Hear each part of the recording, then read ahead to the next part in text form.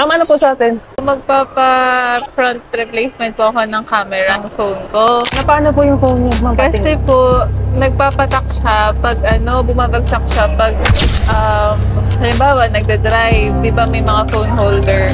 So, minsan siguro sa bigat ng phone, mapatak siya, ilang beses po siya nangyari. Then after that, may mga konting line na lumalabas, tapos biglang hanggang sa dumami na, tapos nag-iba na din ng color yung camera. Yung front lang naman po.